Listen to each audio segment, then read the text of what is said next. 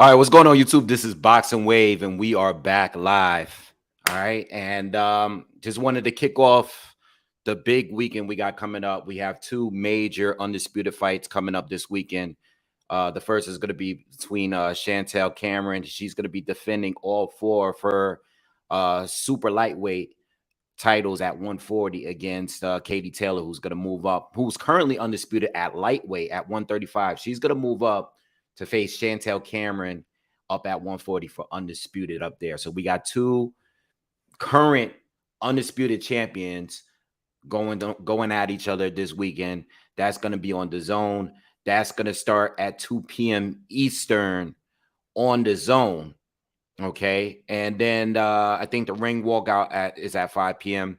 Eastern, and then later we got, of course, Devin the Dream Haney. He's going to be fighting Vasil Lomachenko for undisputed at 135 later that evening. All Top Rank ESPN pay-per-view. I believe it's going to be $59.99, and I will be doing live commentary for both fights.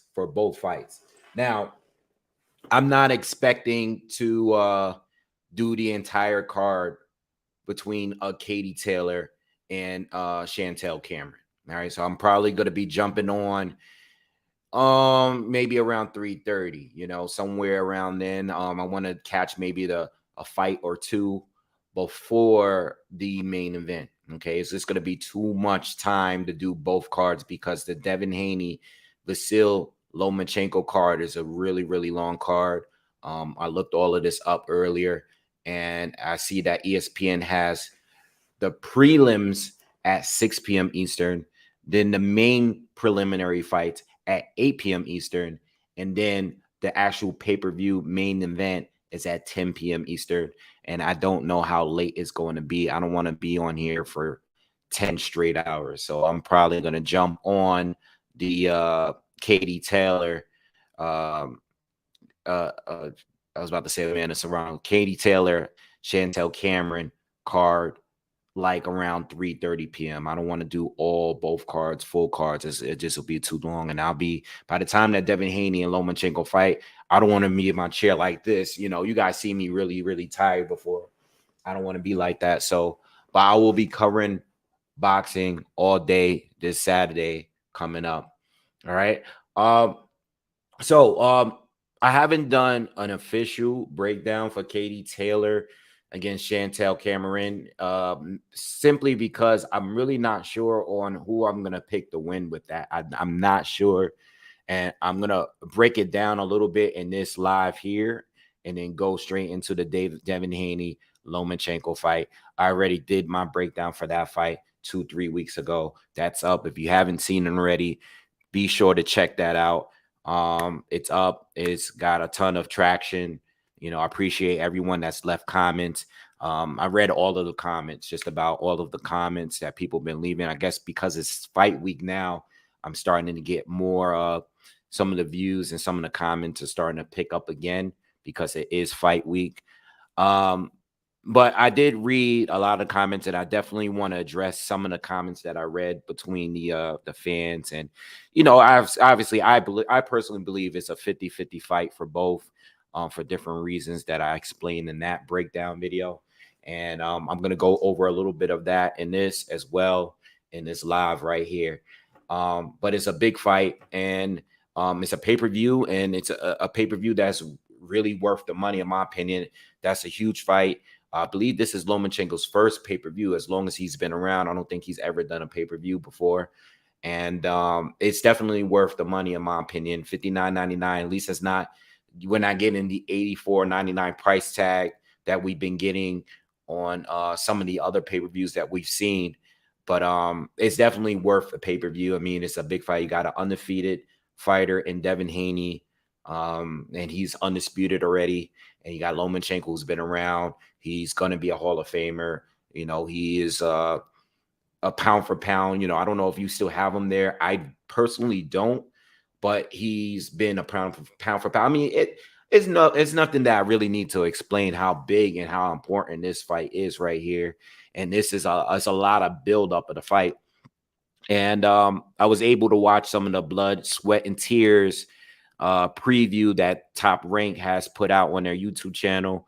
And I think they did a pretty good job. It's not too long. I think the 2 episodes that I saw is like 20 minutes, 22 minutes long. And it was a good show. It's a good show. There is a little bad blood. I did address that in a breakdown, and I will talk a little bit more about that later in this video.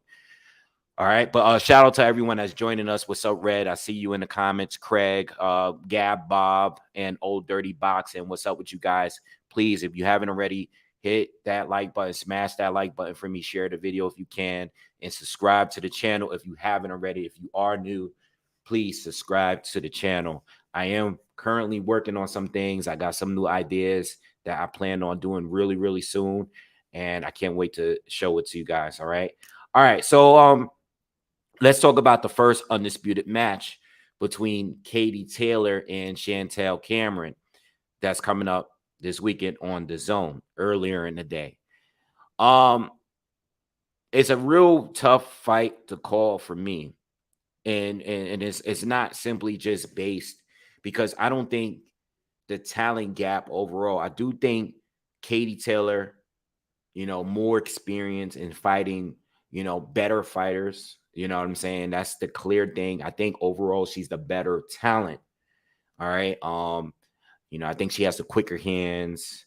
I think she's a little bit more fundamentally sound, a little bit more technical, but I don't think it's that wide. Okay. It's not really that wide between those two. And this is why it's hard to call because Chantel's obviously the bigger fighter. I mean, Katie's moving up in her division. And not only that, but Katie is 36 years old. I think she's just outside of her prime. She's still top 2 best fighters in the world between whether you have her there or Clarissa there, whatever way you have it. She's still top 2 in the world, in my opinion. But it's a challenge for her because she's moving up and she's fighting another undefeated fighter that has been looking very, very good. I know they fought in the amateurs before. It doesn't even really matter because at that time, Chantel wasn't that experienced. I did watch a special on her and they said that she basically said, I didn't even have 10 amateur fights in when I fought Katie Taylor at the time. So I'm not going to base anything on that. And I don't think you can really base anything on the Jessica McCaskill fight. You can't really base it on that because Katie doesn't fight anything like Jessica does. And I know Jessica did not look good in that fight. And probably the worst I've ever seen her. I remember watching that fight live. And I remember Jessica looking very like her legs seemed to be really, really off. We know that she always had that rough, rugged kind of style, that wild style. She always had that rugged style. But I couldn't really go based off that, so I had to go back and watch some of the other fights. I did see the Bustos fight, the Victoria Bustos fight, which I felt like was more in a line of what we may see Saturday, because even though Bustos is not nearly as good as Katie Taylor, she's an orthodox fighter, and she's more of a boxer, not nearly as good as Kaylee. Obviously, not even close, not even comparable, but that's a fight that you could see Chantel like box instead of having to deal with the pressure from Jessica McCaskill. You know what I mean? I mean, they both fought Jessica, but because Jessica's always been bouncing around in weight, she's been over the place, like when it comes to the weight, just like Amanda Serrano. But you can't really base it off that, just like you can't base it off the Serrano fight with Katie Taylor, because Serrano is a southpaw fighter. I think she's a much far better pressure fighter, just as Jessica McCaskill was when Katie fought her, just like Delphine Pursoon was when Katie fought her in those 2 fights. So you can't really base it off that when it comes to like doing film study, So what I see between these 2 overall is just that you got 2 fighters similar in styles. I think Katie is slightly more talented, but she's smaller and she's also getting older. You know what I'm saying? She is getting older, and how far is her prime is she going to be? Not only that, and I think this is another key factor coming into this fight, going into this fight. I might as well. I'm doing a breakdown now. I might as well change the title to this because I'm basically giving you a breakdown now. But Katie, being that she's moving up, and it's not like she hasn't fought at 140 before, but basically she being that she is the one that's moving up, I think is very, very important for her, even though she is fighting a bigger fighter, not to put on too much weight. You want to maintain your speed. Your speed has always, always been an advantage for you in these fights. So you want to keep your speed. You don't want to pack up too much weight because, you're too concerned about the power from Chantel and Chantel using her size and her weight against you, because speed is your friend here, and not only that, but Chantel is not even slow on top of that. It's not like she's slow neither. She's not as quick as Katie, but she's quick too. So with Katie, I don't believe that she should pack on too much weight. I said this recently against when it came to what's this guy named Joseph Parker when he went to fight Joe Joyce. I wasn't really too sure if it was smart for him to pack on the same kind of weight that he packed in that fight against Joyce and the fight in the rematch with Derek Chisora.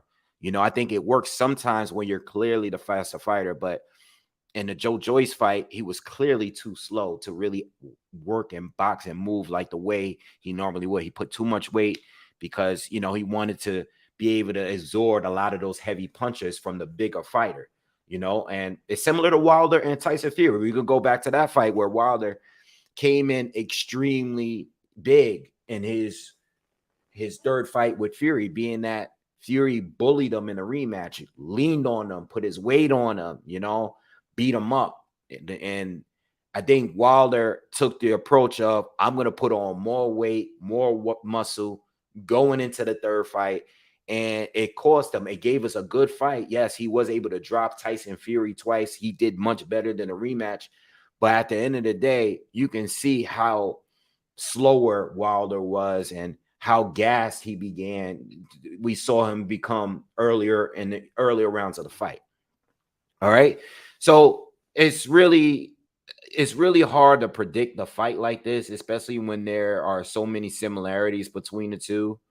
And one is moving up in weight, and we're still unsure of how, how good is Katie Taylor going to be on a fight by fight basis. Once you get to 36, how far removed from your physical prime are you going to be? Which every fight that continues, you continue to have in the remaining of your career, the final years of career, if it is going to be the final years. All right. Shout out to everyone that's joining the chat. What's up, my man? Charles Edward Cheese is in the building. What's up, Josh Nicholas? What's up with you, man? And shout out to everyone that came in earlier. I see you 1 foot out the door. Shout out to everyone. Please smash the like button. So this fight is going to be in Katie's hometown. She's going to have her homecoming in Ireland. I don't know when the last time she's fought there. Let me pull it up real quick. Yeah, she hasn't fought in Ireland since she became a professional, which is kind of crazy. She's always fought in America or on British soil. So she hasn't fought here in the back in Ireland in a long time. And it's a tough fight for her to have out there. I mean, of course, her peoples is going to support her. Obviously, they supported her when she came here to fight Amanda Serrano. I mean, from the looks of it, it seemed like the crowd, it was a lot of Irish crowd, big Irish crowd out there in New York, or out here in New York when she came to the Garden. All right. But this fight is actually believe it as big as this fight, and no one's really talking about the fight like that. Obviously, because they're probably, obviously because they're females, and it's not like a huge name. Like Chantel Cameron is respected. Obviously, she's undisputed. I mean, she is a pound for pound fighter in the women's game. But when it comes to women's boxing, is Savannah Marshall, there's Clarissa Shields, there's Katie Taylor, there's Amanda Serrano. It's not, once you get past those four big names, there's not too many names that people are familiar with. People are familiar with Chantel. They're familiar with McCaskill. You have Cecilia Breakers on the undercard fighting Terry Harper. People are familiar with them. You know what I'm saying? There's more names I can keep listing, but people are not talking about it, obviously, because they're females. And not only that, but we have another big fight that's this weekend between Lomachenko and Devin Haney, where people are a lot more familiar with those two. But I will be here regardless. And again, if you weren't here, I will be here covering both cards this Saturday. But I will be coming in halfway through the Katie Taylor card. What I'm planning to do is I want to come in halfway through that card, and then once the Taylor Cameron fight is over, I want to get like an hour and a half, maybe hour and a half change of a break before jumping on Devin Haney and Vasyl Lomachenko. Because that's going to be a very, very long card. And any card that starts at 10 p.m. as the main card, I don't know how many undercards is going to be there. I'm assuming there's probably going to be 3 or 4 pay-per-view fights. And if it's starting at 10 p.m. Eastern, Lomachenko and Devin Haney is going to be probably fighting well past midnight, you know, and I don't want to be on here for 10 hours straight, because that card alone, being I'm going to start like around 7:30-ish, that card alone, I'm probably going to be on there for at least 6 hours, you know, so I'm going to try to break it up the best that I could, but I totally have the day set on Saturday to cover boxing all day long. But this fight here, I believe Katie is a slight favorite. I think maybe like a 1 or 2 favorite, something like that. I'm not sure. I was thinking about dropping a little bit of money on Chantel to win, simply because you know, I think the odds is just more favorable for her as far as like me trying to get my money. And plus, I think it's really, really a 50-50 fight because of the size difference and because how close they are in talent at this point in this stage of their career. Katie's obviously better, but Chantel is not too far from her, you know, at this point in Katie's career.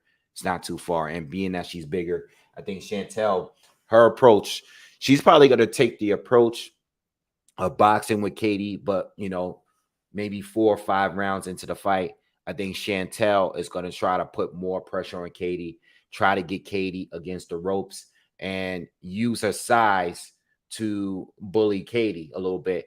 The thing about Katie, the bad thing about Katie is sometimes she gets into these firefights. We saw that in the Amanda Serrano fight.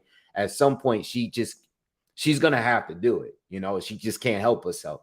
At some point, she's going to get into a firefight, and there's going to be exchanges between the two. And Katie will be a little vulnerable in those moments because she's a smaller fighter here. You know what I mean? And sometimes she is on the ropes a little too long in certain periods of fights. And those will be the opportunities where Chantel could really take advantage of that. So it's a really, really close fight. I see someone say in the comments, let me roll up a little bit. I seen Gab Bob says, I bet $20 for a draw. To be honest, that's not a bad bet. That's actually an excellent bet. It's something that I've thought of too. I do like to put money on bets. I don't tell you guys, but I like to put money down, a little bit down, a little change down on bets, on draws, on any fight that I think is like 50-50. I like to do it just to have a cushion there, just in case I'm wrong. If I hedge it, if I'm wrong on both ends, I like to put a little bit of cushion there on a draw, on a possibility of a draw, because be honest, it could be one of those controversial, being that Katie is the star here, being that Katie is fighting in Ireland. If there's a chance where Chantel, to most people's eyes, win this fight, not to the judges, but to the fans, there's a chance that it might be called a draw if the fight is competitive or whatever. Well, the fight will be competitive. The fight is a good fight, but this is a perfect opportunity to put a little bit money down on a draw. just in case, because you just really, really never know. Chantel this is gonna be one of Katie's toughest fights, without a doubt. And I think by the end of it, I'm not expecting a knockout from neither one. Neither one of them are heavy, heavy hitters. And that's part of the reason why I think Katie should focus on speed and movement, not staying on the ropes, not getting into unnecessary exchanges with Chantel. You know, yes, look for the opportunities to step in, throw your combinations, absolutely, but just going to war and exchanging from with the bigger fighter, I think that would be a rest. It's gonna happen, but hopefully she doesn't overdo it to a point where she either burns herself out, gets bullied, gets hurt with a shot. I just think that wouldn't be the smart, way to go about this fight. All right, so I'm not completely sure. I might later in the week at some point, maybe within the next couple days or so, I might just do a quick prediction video if I'm sure where I want to go. But I really seriously doubt it, man. It's just way too 50-50, and I'm at the point where I might not even put any money on it. I might just put a little bit on the draw and leave it at that, because I'm just not sure how this fight is going to go. It's just way too hard to give a confident pick. It's way too hard to call. I mean, overall, I do think, again, Katie's a better talent, but size is a factor. Size and age is a factor. And I think it's gonna be a tough fight. It's not an easy fight, especially because as a replacement for Amanda Serrano rematch, which is what we were supposed to get. All right, we were supposed to get that fight. But since we're not getting that fight, we're getting another great fight between two undisputed champs. Don't miss this fight. It will be a good fight. I guarantee you, based on their styles, it's going to be a good fight. If you like the Amanda Serrano fight, I'm not saying it's going to be on that level, but don't be surprised if this fight ends up being one of those best women's fights of the years, or best fights of the years, period, because it's just the styles. It matches up really, really, really well. All right. So be on the lookout for that, and make sure you're here Saturday while I'm covering the fight. All right, let's talk Devin Haney, Vasyl Lomachenko this Saturday on ESPN pay-per-view. The main event, the main card is at 10 p.m. Eastern on pay-per-view, $59.99, and I will be here much earlier than that, covering a lot of the prelim fights. Not the earliest prelim fights, but I will be going on, I think, at the latest, probably 7:30, 8 o'clock, the latest, after covering the Katie Taylor fight. So I did a breakdown. You guys already heard my pick. You guys already know where I'm going with this one. I'm leaning towards Devin Haney. I do think it's 50-50. I think that if this fight happened a few years back when Devin really wanted it, I think I would have definitely picked Lomachenko at that time. I made content on this at that time, and back then I thought it was a little too soon for Devin Haney to go straight at Lomachenko. But he's gained some experience. He's fought some good fights. Doesn't have a lot of experience fighting southpaws, and I think that is the key thing on why people that are picking Lomachenko, this is why they're picking Lomachenko, because Devin Haney, we've only seen him with Jojo Diaz in a fight, which is one of Haney's most competitive fight. Haney clearly won the fight, but Jojo did good work in that fight. I personally thought that Jojo won 4 rounds out of that fight. And there were rounds where, let me say this. I felt like Joe was going stronger as the fight continued, as the fight came close to the final rounds. Joe continued to push stronger than Haney in the later rounds. Even though Haney won the fight, Joe finished, in the second half. I mean, not finished, but in the second half of that fight, from what I remember, Joe pushed harder and stronger in the second half. And that says a lot for a fighter that don't have that much professional experience with southpaws. We know he sparred with plenty of them, We already know that. He's been in there with Shakur. We've seen that on YouTube. He's been in there with Tank. We haven't seen that on YouTube, but we've heard all these sparring stories with Devin Haney, and that's cool. That's all good. And it does matter. But Lomachenko, Lomachenko is a different level. You know, he's not your typical southpaw. He has a different kind of style. He applies a different type of pressure in his fights. He tends to overwhelm you. He's not the hardest puncher, but the people that he stopped and the people that he's hurt and dropped are people that were overwhelmed from his pressure, the speed, the volume, the angles. It was just too much for them. It was too much. And especially if Loma, a lot of fighters try to keep him outside of range, but as a fight goes on, like a lot of fighters are always doing well against Loma early. Teofimo Lopez did great against Loma early. I think he did by far the best against Loma in all of his fights. Teo did great, phenomenal. I think he at least won 6 or 7 of the first 7 rounds. All right. And then, Jermaine Ortiz is another fighter that was doing extremely well against Loma, even gave him a little mouse under his eye within the first round or two. Jermaine Ortiz. And let me speak on Jermaine Ortiz real quick, because I don't want to miss this point, because I keep seeing comments about this from extreme diehard Loma fans. All right. Fans are fans, and they're going to go with their fight whatever way they could. I keep reading comments from people. People are leaving comments under my breakdown video talking about Jermaine Ortiz, and they're basically making the argument that the only reason why Jermaine Ortiz did so well against Lomachenko in their fight is because Jermaine Ortiz and Lomachenko sparred so many rounds together. All right, so he was familiar with Lomachenko, and he did well because they sparred together. Well, Lomachenko, doesn't that make Lomachenko familiar with Jermaine Ortiz too? Wouldn't that be a factor as well?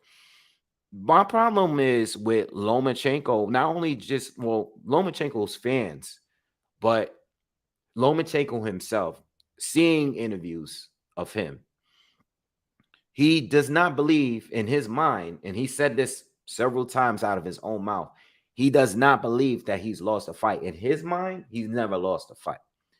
And in his fans' mind, he's never lost a fight. All right. And when it comes to Loma, when it comes to any kind of performance or where he either lost a fight or the fight was closer or controversial or whatever, it seems like there's always some sort of excuse on why he didn't dominate. And there's no need for that, because no fighter always dominates.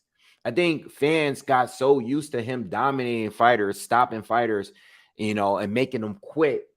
They got so used to that version of Loma down at 126, down at 130, that whenever Loma has a tough fight, there's some sort of excuse to be made on why the fight was tough.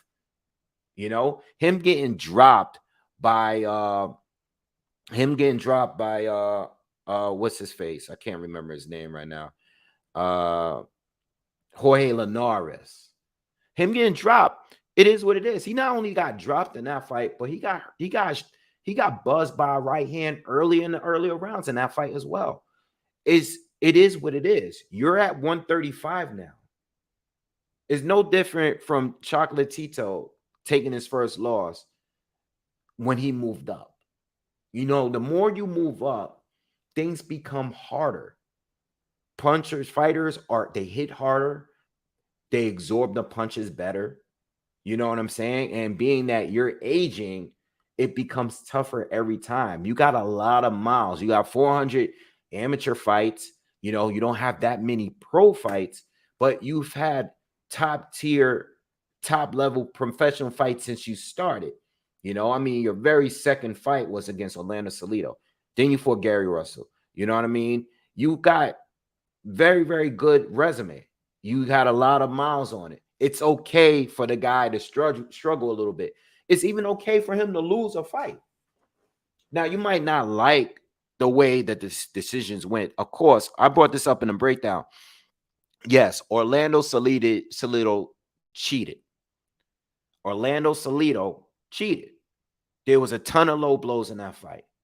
The ref did a poor job in stopping that from happening. But with the lack of experience from Loma, it's his second professional fight. It's never for anyone. Orlando Salido got rid of his belt, lost the belts on the scale, came in weighing as much as a welterweight at a time where Loma was fighting at featherweight. He was extremely heavy. Orlando Salido did everything he could to win this fight, and he still almost lost. But, and it's a huge but, it's still a loss. If there was a different referee that night, the fight might have went a different way. But we can't erase the loss. That's to the fans. That's to Lomachenko, and that's for ESPN, because they have tried to show they have displayed Lomachenko's resume or record and erase the loss as if it never happened. You cannot erase that loss. It's a loss. It's a loss. Lomachenko got cheated, but he didn't win the fight. He didn't win the fight. It doesn't matter how many times you can try to make it look and seem, and he didn't win the fight. He got cheated. The opponent fought dirty. That comes with the game. Unfortunately, it does. And he lost the fight. Now, going into the Teofimo Lopez fight, okay, yeah, he was injured after the fight. He had surgery. I get it. But he lost the fight. He won the majority. He won just about the entire first half of the fight and lost the 12th round clearly. He lost on points. Now, if Loma feels he didn't lose a fight in his mind, I don't know how. I mean, he's the fighter, and I get you. Like, you felt, listen, just because you feel that way, we all saw what we saw. We saw what you saw. And now, if you wasn't 100%, all right, I understand that. You might have not been 100%. But there are plenty of fighters that go into these fights with injuries that are not 100%. They're going through mental health. I spoke on that yesterday with Jamal Charlo. People are going through issues. People going through plenty of things. Lomachenko, big year last year. What's going on with Ukraine and Russia, the war and everything, going into the Jermaine Ortiz fight. I get it. There's a lot of things that happen outside of the sport that may affect how you fight in that ring. But at the end of the day, we're only judging, at least here on this channel, we're only judging you based on what we saw on the ring. Not off injuries that you claim after the fight, not on what you were going through leading up to the fight, not on how many times you sparred your opponent. I just never heard of that before. I've never heard someone say, oh, this fight was only close because they sparred a bunch of times. That is such a common thing that happens. It's so common in boxing that these fighters sparred each other that no one ever brings it up. But this is the first time anyone, or a good amount of people that have come and left comments saying, oh, well, that fight was only close because they sparred with each other and Jermaine Ortiz was familiar with Loma. What kind of excuse of that is that for a close competitive fight? What kind of excuse is that? Why do we have to keep making excuses? Loma is a phenomenal fighter. We give him his props when he deserves them. And he deserves plenty of props for what he's done. But we're not going to sugarcoat anything. At least not here, we're not. We're not going to sugarcoat anything. If you lost a fight, you took a L. If you got dropped, all right, if you lost, whatever happened, it happened. I'm sure there's fighters that he's fought that weren't 100% too. You know, it's no different from Teofimo Lopez that's going around parading around like, oh, Dazn, they screwed me out of the fight. Everybody screwed me out of the fight. I got robbed against George Kambosos. No, you lost the fight because you lost to a fighter that's not better than you. You lost to a fighter that's not better than you. but he beat you. So he's better than you. Until you beat him, you're not better than him. He beat you.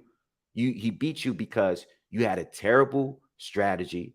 You had a lot of things. The fight was rescheduled a ton of times. You were supposed to go to Triller, then you were supposed to go to Dazn, you were supposed to ESPN. You got all this stuff going on with your marriage and your personal life. You know, you had a lot of problems going into the fight, and then you went into the fight with poor supervision. Your dad, your coach, is in the corner telling you, "Come on, man, you just got dropped." You don't even think you got dropped. I heard an interview where he doesn't even think he got legit the drop. When he got knocked down in the first round against Kambosos, he doesn't even think he got knocked down now. He's completely delusional. No, we're not doing that here. We see what we see. We saw what we saw. And if you got dropped, or if you got into a close fight, or if you lost a fight, yes, robberies do happen. I've never seen a Lomachenko robbery in any of his losses. He didn't get robbed. He just didn't win. And it is what it is. You know, and this was brought up in the specials with Team Haney. And, you know, I mean, one thing I like about Team Haney is that they're very confident. They're going into this fight. Haney seems to want to he wants to retire Lomachenko. This is what he's saying. He wants to beat him bad. Hopefully he stands by the words. I don't know if this is a mental thing, because Haney might just be saying that, but he might fight the very cautious fight that we've seen him fight in the past. There are certain fights where I've seen him let his hands go a little bit more than usual, but there's other fights where I felt like he was a little too cautious. Gamboa, I thought he was a little too cautious in that fight. You know, I don't particularly think the George Kambosos fights, I think they were good performances, right? But the best fights between for me when it comes to Haney is the Jojo Diaz fight, the Jorge Linares fight where he got hurt. The Santiago fight was pretty good. I think he was injured in that fight. He had surgery after that fight. Those are better fights to me. The George Kambosos fights were cool. I personally think the second one was a little better. It's just he might be saying that, but it might be a hold fest. And I brought this up in a breakdown. I brought up everything in a breakdown. It might be a hold fest. You never know, because Haney might be outboxing him from the outside, winning based off this jab and moving and staying out of range from Lomachenko.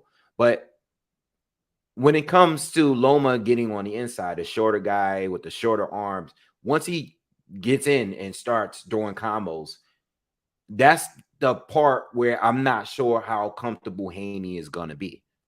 That's the area where I'm like, I'm not sure if Haney is going to be able to deal with it for 12 rounds. And even though Loma is older, I can definitely see Loma winning the later rounds. As a fight gets closer to the finish line, I can see Loma really picking it up, because even though he's older, he gives a lot of rounds away early. That's always been his style. Even in the fights where he was dominant in, he's always been the type to give those early rounds away just to get, figure out. And this fight here, though, I don't think he can wait too long. He has to get it going earlier here. He can't do what he did against Teofimo Lopez. He doesn't have he doesn't have that option here, because Devin Haney is one of those fighters that doesn't lose many rounds. And even though none of those guys that Devin Haney, I think, is on a level of Lomachenko, he's by far the best opponent for Devin Haney up to this point,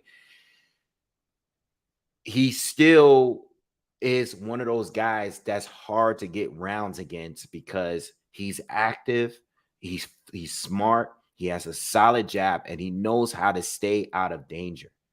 All right. It's hard to really get in and work, unless he squares up with you like how he did against Jojo Diaz. He really squared up with him in that fight. You know what I mean? So that's where I think where the fight gets more like questionable. How's Haney's going to deal with Lomachenko when the gap is not there between them. All right. Let me read some of the comments. Ryu says, y'all act like Haney can't fight on the inside when he can. That's not what I said that. See, that's an example of someone taking an extreme of what I just said. The fight becomes more competitive on the inside. I didn't say Haney can't fight on the inside. Lomachenko is going to be trying to close a gap on Haney. All right. Haney obviously can fight on this side. I know he can fight on this side, but you're taking what I said and you're talking the most extreme. You say this comment is extreme. Didn't say that. Loma is going to try to do the better work on the inside because he's used to at 135, Luke Campbell, everybody else he's faced, taller, longer, rangier fighters. Once the fight got on the inside, it became more competitive and it went towards Loma's favor in a lot of the past fight. I said, I don't know how it's going to hold up when they fight on the inside. I didn't say he can't fight on the inside. It's a difference. All right. Trey says this ain't Cambosa. Loma is a different type of animal. I just said that again. Loma is by far the best fighter that Devin Haney has fought up to this point. Just said it a minute ago. It's levels. It's levels. And even though this is Loma's toughest fight, Devin Haney's toughest fight, you never know what a fighter will do when it's time for them to level up. There are fighters like plenty of times and plenty of instances where we see a fighter that didn't have the resume or didn't have the big names on their resume to say like, oh, this guy's a top tier, this, that. But once they had to step up, they bring the best out of them. And I think this fight here is going to bring the best, the very best out of Devin Haney for sure. Trey also says, yeah, that's why Haney got to jump on him early because Loma will eventually figure you out. Yeah, I mean, jumping on him is not something he needs to do.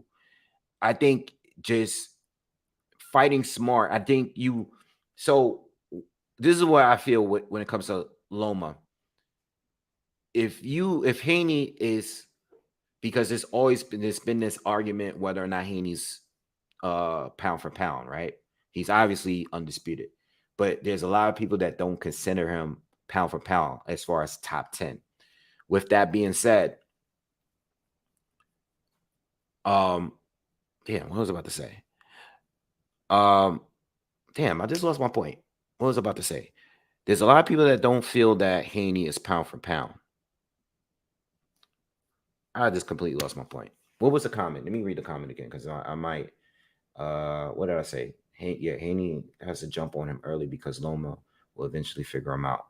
All right. So when it comes to pound for pound fighters, and the reason why, a big reason on why I place certain fighters in the pound for pound, or I think they're elite or they're, the best in the world, are fighters that are willing to adjust to whatever their opponent is doing, whatever that's working for their opposition.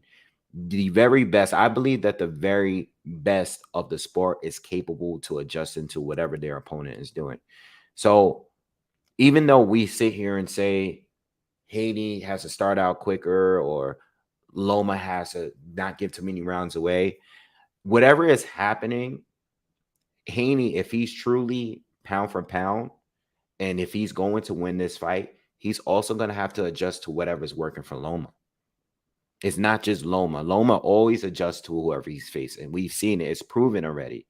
Not saying it's not proven for Haney because he has too, but Loma's done it at a higher level consistently because he's fought better fighters. So with that being said,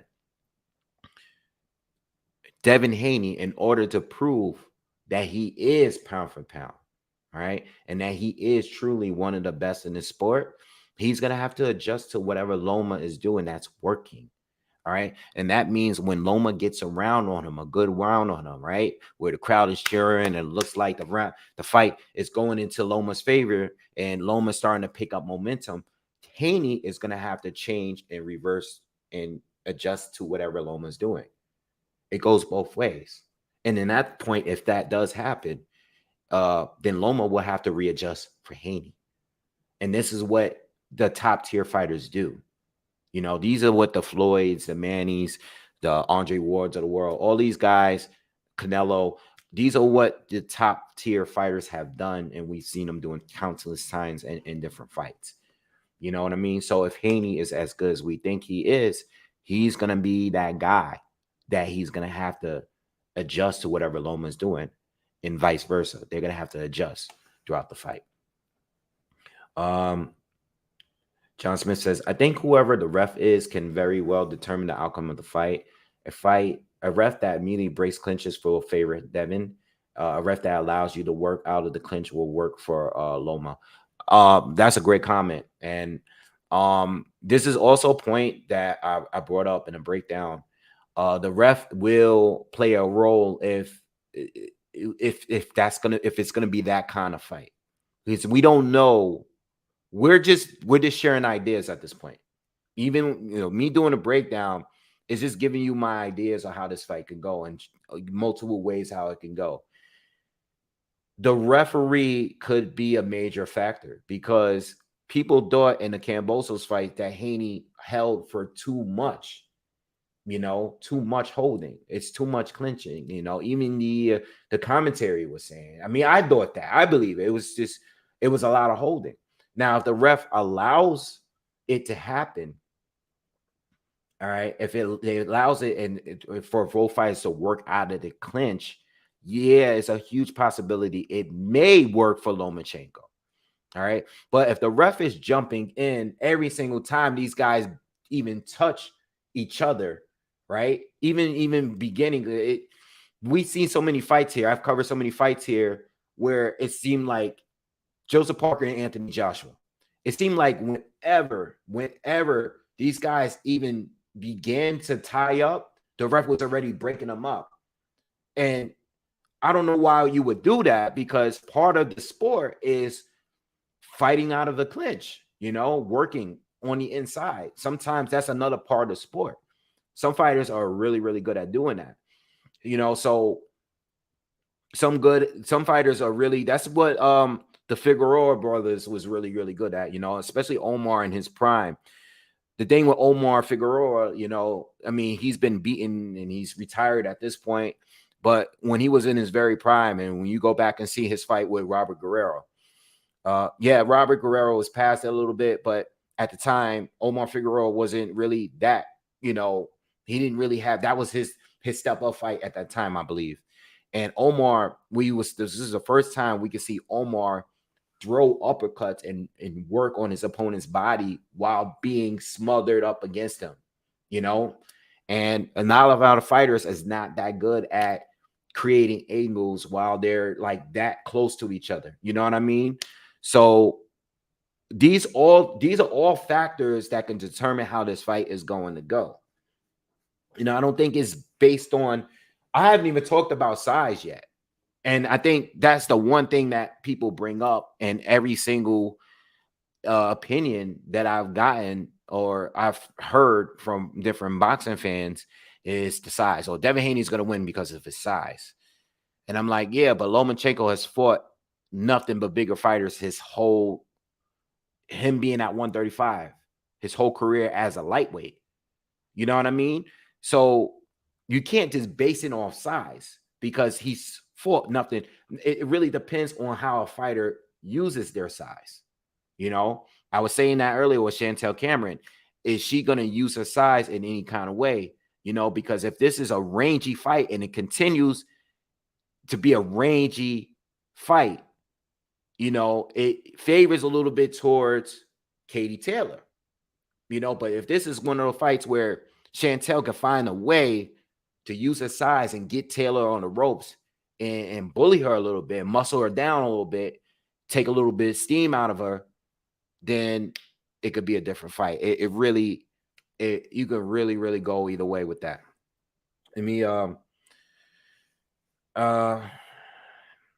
12 says everybody's bigger than Loma. He gives away height, reach, and natural weight to everyone at 135. Yeah, pretty much. Yeah.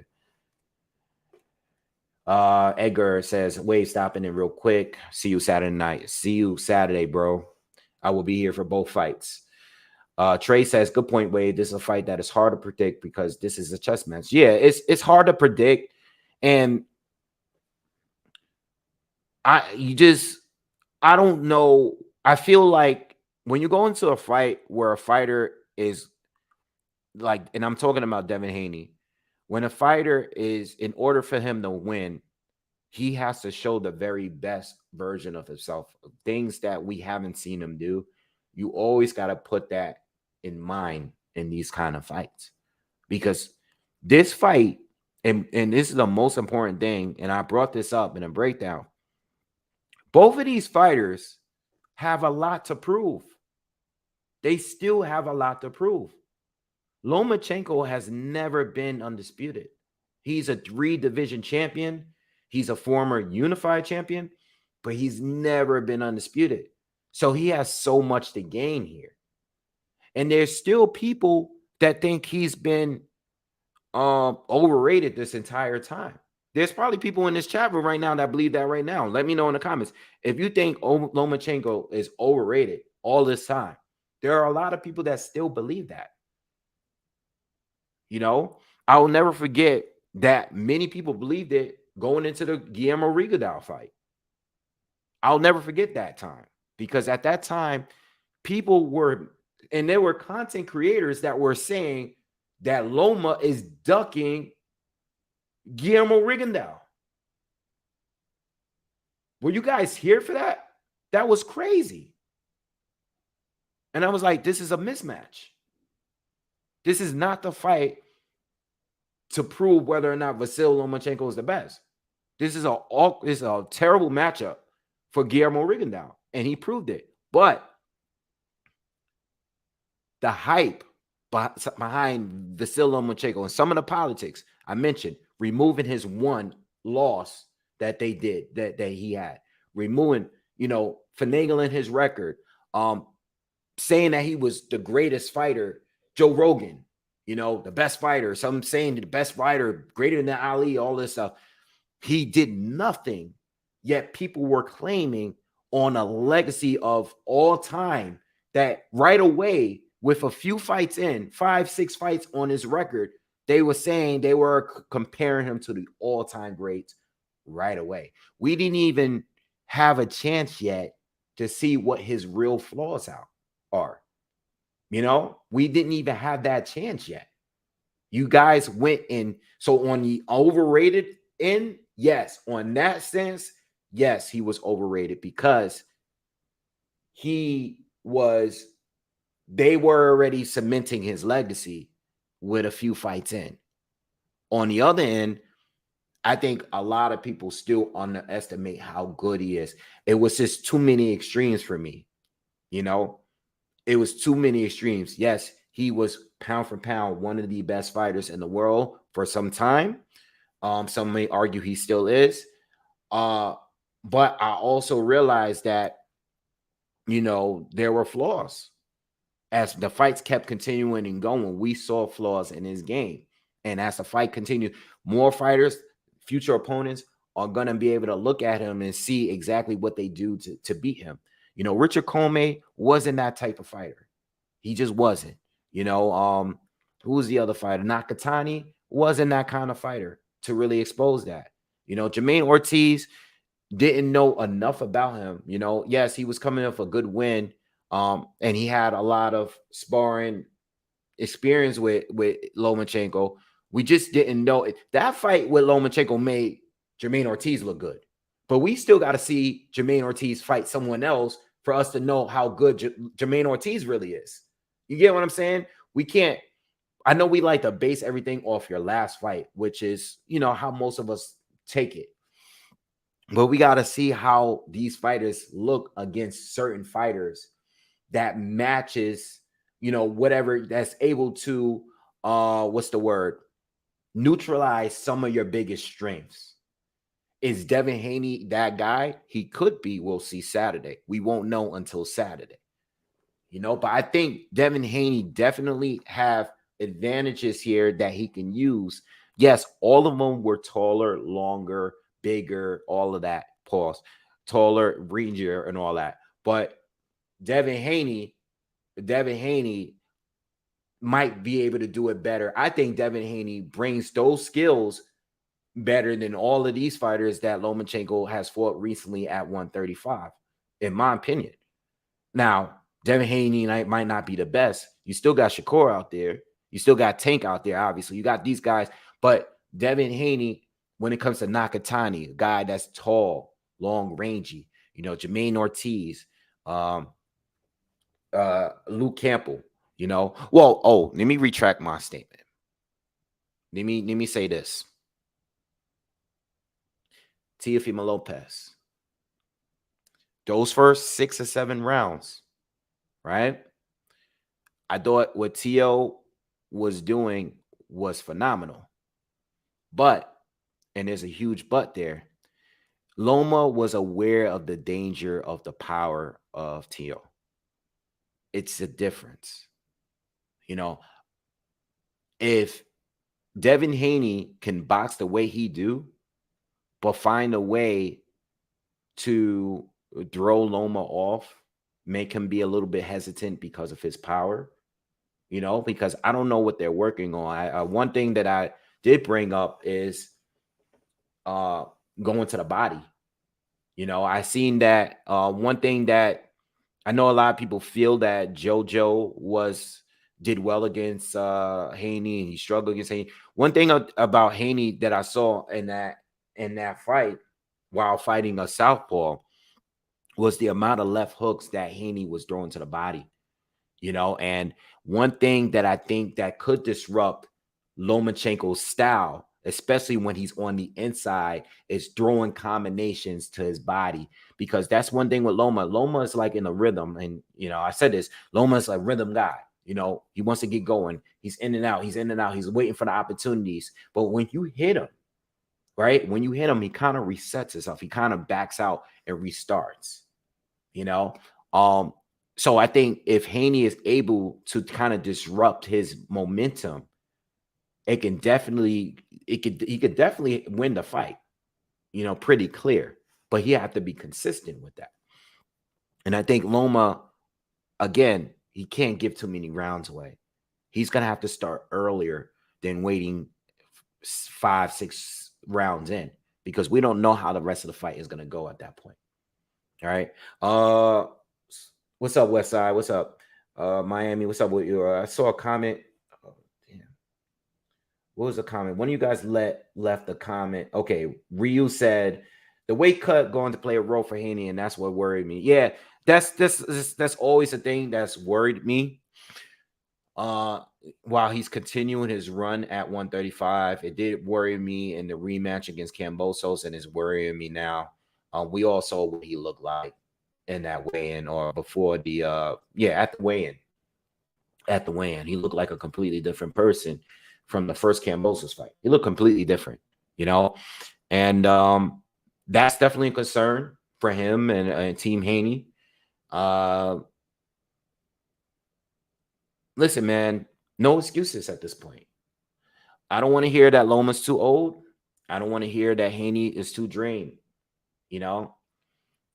It's part of the fight that you agreed on. You made the decision to stay at 135 because you saw that there was opportunities there. He said it himself. If he takes an L because he's drained and he's gassed at the end of the fight, that comes with the fight. That's part of the game. And that's the choice you chose. We just gotta wait and see. But yeah, all of those are key factors. All right. But look, I got to get out of here, guys. I just wanted to do an hour. I will be doing more content throughout the week. And again, I will be here this Saturday doing live commentary for both the Katie Taylor, Chantel Cameron fight. And I will also be doing the entire Devin Haney, Lomachenko card as well. So I will be here Saturday doing live commentary. So check me out then. Please subscribe to the channel. All right. I'll be making more. I think I'm gonna also do a weigh-in watch with you guys. So I'll be making more content this week. I mean, it's a big fight. It's undisputed, and it needs attention. I hope the pay-per-view does well. I don't know if they're gonna do that well. I mean, I know that's like the topic now. I don't know what they're gonna do. You know, I mean, I'm not expecting huge numbers. You know, I think if they're able to do 300K, that is a huge win for them. Um, you know, if they are able to do anything above 200K, it's not bad. Remember, it's priced at $59.99, not $84.99, so that is a factor too. I hope they do well, and I hope the winner fights Tank. That's all I gotta say. I hope the winner fights Tank. I don't think it's gonna happen. I think it's more likely to happen with Devin Haney because Devin Haney has the free to go where he wants. But I hope the winner fights Tank, and I hope the winner, most importantly, I hope the winner is fair. I hope there's no robberies, man. I hope we don't get anything that we saw this past Saturday. I hope whoever wins the fight, it's a clear win. You know, that's what Devin Haney has been talking. He's been talking a lot about making it clear and sending Lomachenko to retirement. I hope, you know, the judges do the right thing, whatever they decide on. All right. Um, yeah, I think it'll be Shakur if they can't get the Tank fight. All right. I think it'll be Shakur if they can't get the Tank fight. But if there is, they're all gonna go for Tank if there's an option, if that's the better option because of the money. All right. Anyway, I'm out of here, man. You guys have a good day. I'll be back more this week talking more about boxing, man. I'll see you guys soon. Have a good one. Peace.